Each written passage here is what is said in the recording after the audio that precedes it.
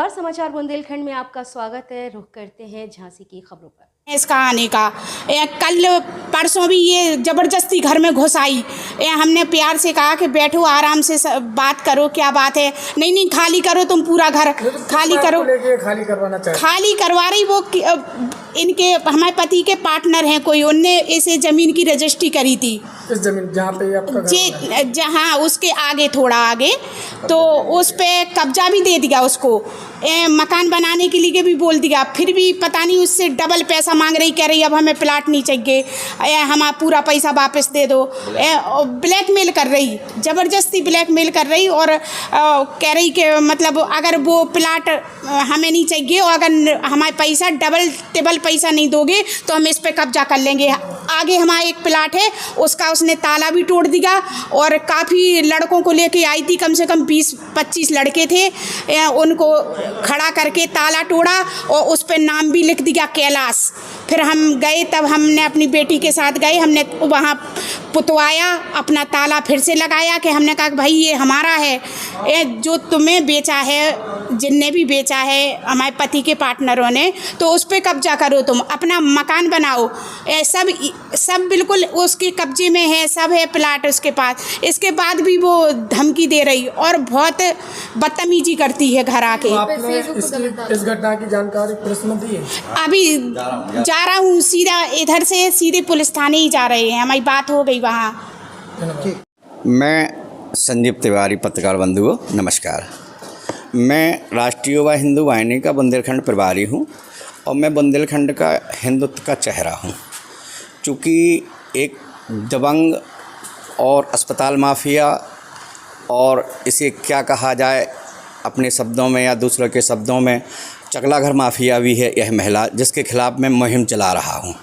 यह मुहिम बहुत आगे तक जाएगी। सर, जैसे कि एक मिनट आपकी बात काटेंगे, जैसे कि आपने कहा कि ये महिला कई आपत्तिजनक काम कर रही है, तो इसका क्या आपके पास कोई साक्ष्य है? मैं साक्ष्यों के साथ पुलिस प्रशासन को FIR भी करूंगा इसके खिलाफ। और इसने जिस तरह से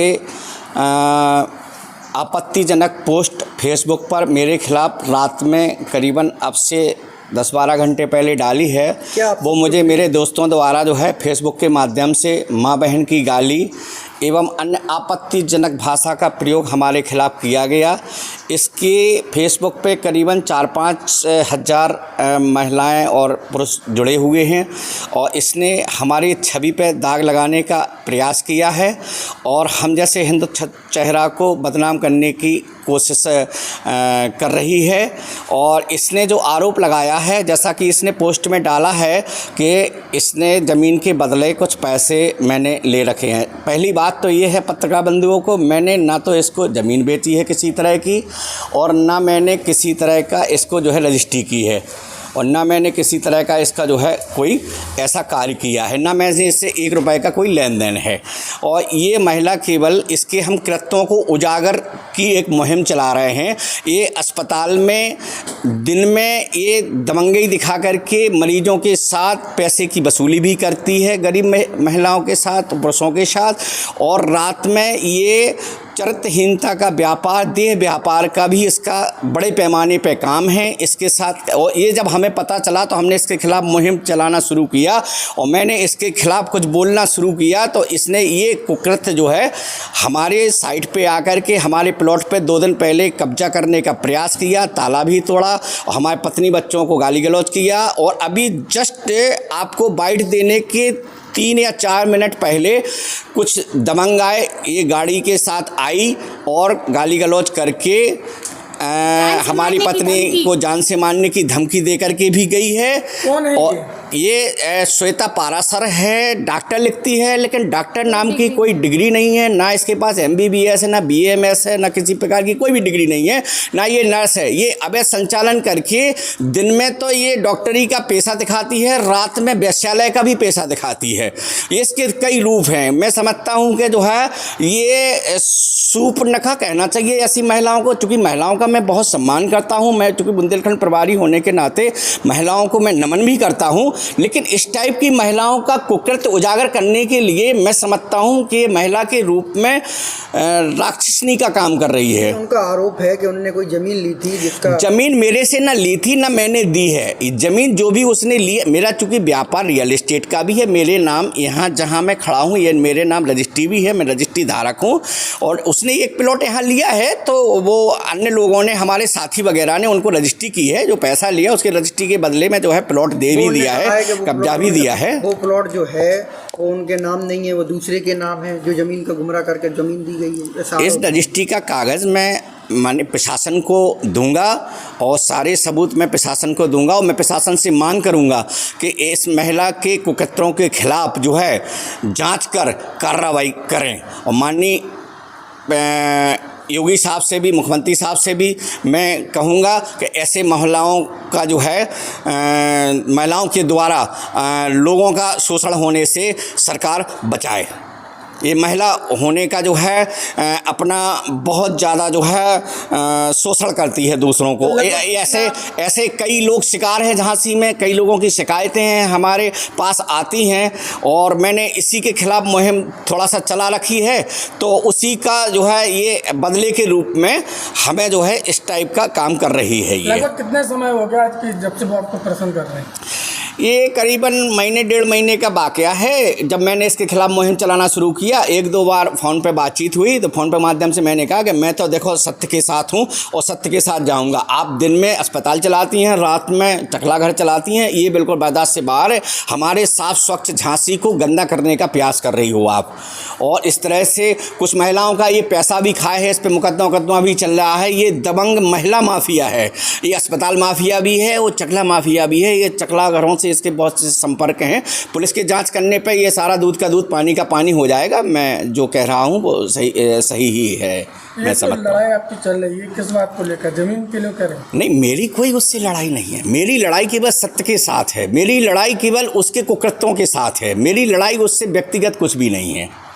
उसकी चरित्रहीनता से है, उसकी अस्पताल की दबंगई से है, उसके कुकृत्यों से है। मेरी लड़ाई इस बात की है, मेरी मुहिम इस बात की है। मेरी व्यक्तिगत उससे कोई लड़ाई नहीं है।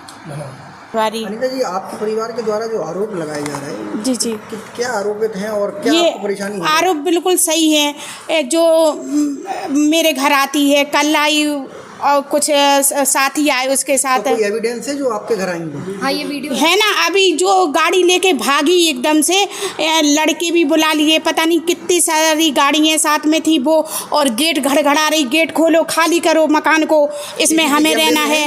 ये होगी, ज़रूर होगी, क्योंकि अगर ये इस शायद नहीं होगी, क्योंकि इधर बोला उसने ये सब। सीसी कैमरा बाहर है। की बात क्यों बोली गई? कह रही कि हम इसमें रहेंगे, ये खाली करो, हमें इसमें रहना है। जो प्लाट इधर दिया गया है, झूठा आरोप लगा रही मैं पति पे हमारे। कौन लगा रही हैं? ये क्या नाम है इसका, श्वेता पारासर। और ये मतलब डेली धमकी दे रही, जीना मुश्किल कर दिया। सुबह शाम डेली का नियम है इसका आने का। कल परसों भी ये ज़बरदस्ती घर में घुस आई।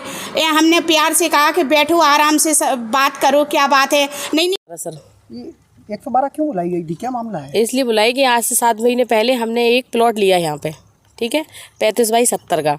तो यहाँ पे संजीव तिवारी बुंदेलखंड प्रभारी वो कहते थे कि ये हमारी ज़मीन है और आप ले लो ये ज़मीन। तो हमने कुछ दिन मना किया कि नहीं अभी नहीं लेना। फिर हमने कहा चलो हम ले रहे हैं। तो हमने इन्हें एडवांस दिया 15 लाख रुपए, ठीक है। 15 लाख रुपए देने के बाद फिर हमने रजिस्ट्री करवाई। रजिस्ट्री में भी इतनी दिक्कतें आई कि हमें 10 दिन ऐसे निकालना, मतलब 2-3 महीने ऐसे निकालना पड़ाई, ठीक है। तब रजिस्ट्री नहीं हुई। बड़ी मुश्किल में रजिस्ट्री इन्होंने फर्जी साइन वाइन करवा के रजिस्ट्री करवाई, किसी का आधार कार्ड किसी के साइन बना के रजिस्ट्री करवाई, ठीक है। तो फिर क्या हुआ, अभी हम इतने दिन हो गए तो हम यहाँ पे आए अपना काम लगवाने के लिए। तो यहाँ पे देखने आए तो यहाँ पे काम पहले से चल रहा था। कितने दिन पहले आपने ये प्लॉट खरीदा था? 7 महीने। 7 महीने जी। कितने रुपए दिए आपने? हमने इनको 15 लाख रुपए नगद दिया और बाकी का हमने चेक द्वारा दिया। चेक दिया? तो इनने आपकी रजिस्ट्री नहीं की? इनने रजिस्ट्री कर तो दी, लेकिन हम अपना काम लगवाने आए तो जो बैठे थे जिनकी ज़मीन है वो कहने लगे कि ये तो हमारी ज़मीन है। वो कौन है, क्या नाम है?